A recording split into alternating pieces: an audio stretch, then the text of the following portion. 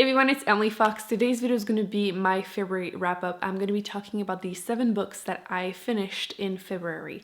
Most of them were part of my reading challenge for the month. Every month I'm doing a different one this year, and I was doing 4 times a 1 week, 1 shelf, which was not very smart, but was still a lot of fun and definitely a challenge.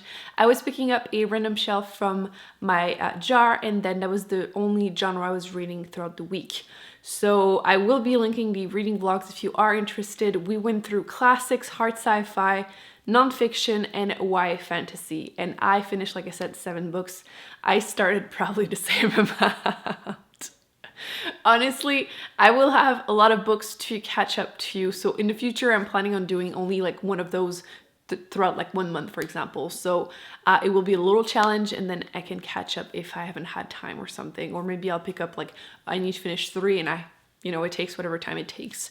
So yeah, let's go through the books I finished in order as I usually do. So the first book I did finish was not part of the challenge. I finished The Secret Commonwealth by Philip Pullman. I started this book, was it in November, December? I think it was November, or maybe before that actually. It took me at least 3 months to finish this book. I don't understand. His Dark Material trilogy by him is one of my all-time favorite fantasy series. I highly recommend it to literally anyone. And I was excited to continue. This is book 2 in the companion series, I guess. The first book was La Belle Sauvage, and then you have book 2. And La Belle Sauvage, I had complained that it felt like a prologue, like a 300 plus pages prologue. So I wasn't really a huge fan of it, but I really wanted to continue. And this one is about the same character, but when she's 20 something years old, when she's an adult. Is she 20? I can't even remember. That's not a good sign. Yeah, she's 20. Whew, okay. So that is literally the thing I had been dreaming about ever since I read the first trilogy as a kid. And again, it took me 3 months to really need to say anything. I was excited in the beginning. It seemed like there was some type of potential just because it was fun to go back into the world, see some of the characters again. It was a little heartbreaking because 2 of the characters were not getting along, and you just really want them to, and I was intrigued about where this was going to go. And it's such a boring book.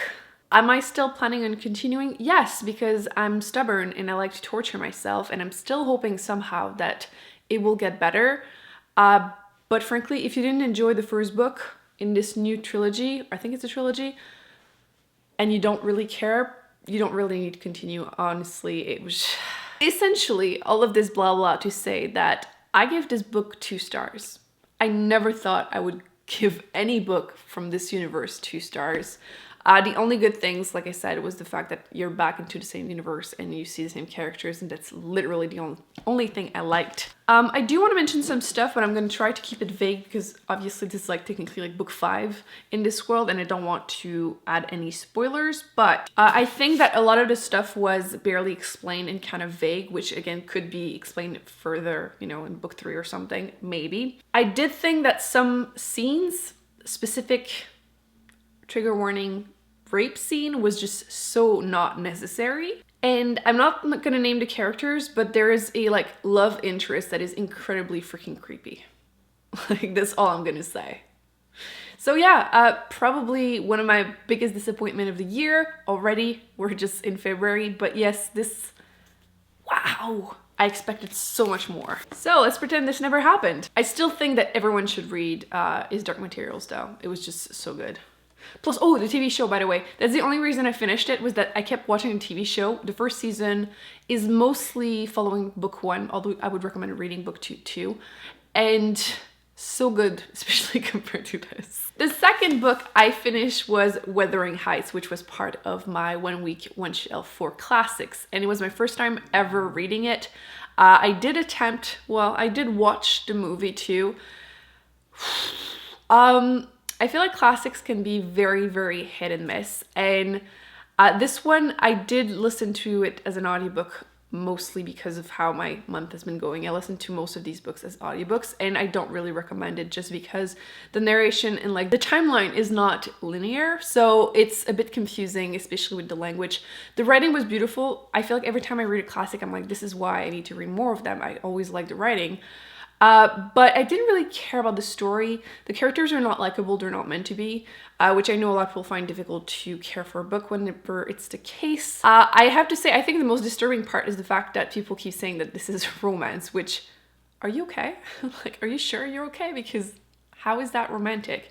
You are following two characters who grew up together and they have some type of love interest, I guess. And both pretty terrible people, and they hurt each other, and it just is very, very dramatic, which I think I'm giving this one like a 3 point something stars. It was okay, but definitely not one of my favorite classics, but I know a lot of people do enjoy it. You know what? I think the best part about this one was the atmospheric feel, very gothic, very, yeah, gothic. Let's go with that. The next book I did finish was also a classic, and it is The Death of Ivan Ilyich. I did Google it, and there's like literally 3 different ways it's been written, so we're just gonna go with that, by Leo Tolstoy. And this one, again, I knew nothing about it when I went into it. It's my first Russian classic. It's very, very short. It's 100 and something pages. Not even actually, there's a second story in there, which meh. But the first one was actually 4 stars for me. It was actually pretty good.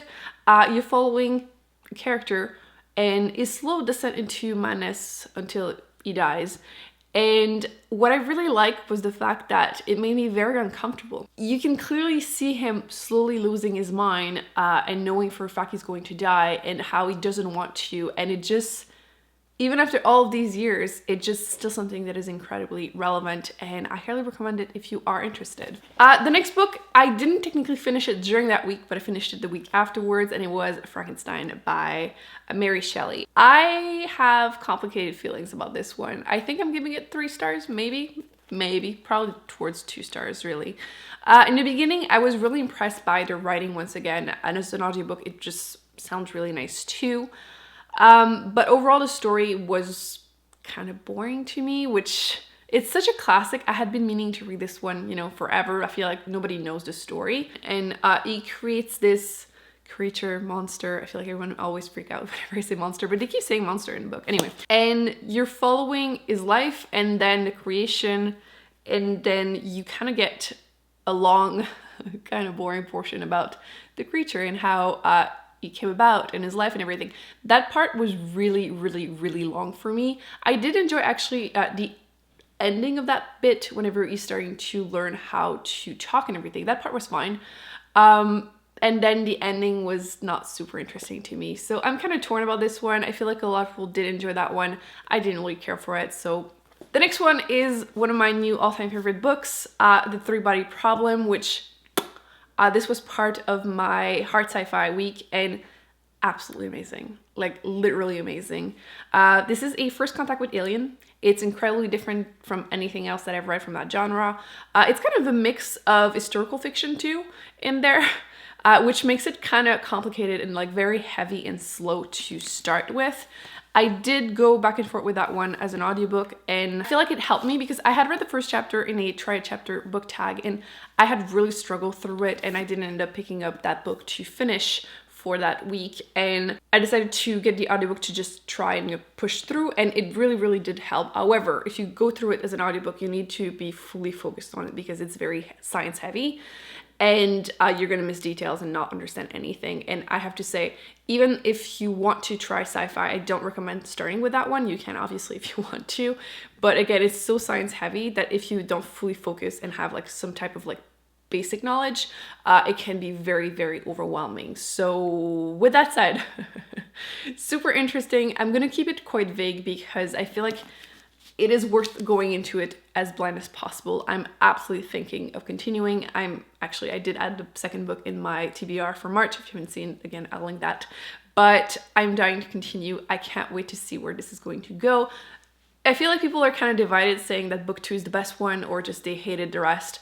We shall see where I stand, but this for me is a 5 stars, which I don't give like ever. I feel like that's not true. I gave like 13, 16 last year, so not that bad. But this is a solid 5 stars for me. I do want to mention though that I do think the weakness in the book, I don't know if it's the translation, but some of the characters are feeling a little flat and things are a little complicated, but I think it might just be the writing style or something, so still worth it. Oh boy. The next book.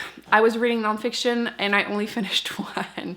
It was Dear Girls, which I mentioned it in the vlog and I'm just gonna not sugarcoat it. I was completely bored. The best part in the book basically was written by the comedian to her daughters, and a lot of it is How I Met Your Dad, which didn't care about. The only interesting parts to me were whenever she was explaining how hard it is for a Asian American woman to make it in that comedian world, right? And that part was really interesting. The rest of the jokes were just not really funny to me. They were kind of meh, some of them were actually kind of bad. Obviously humor is going to be so touchy and everyone is so different, so you might absolutely love it.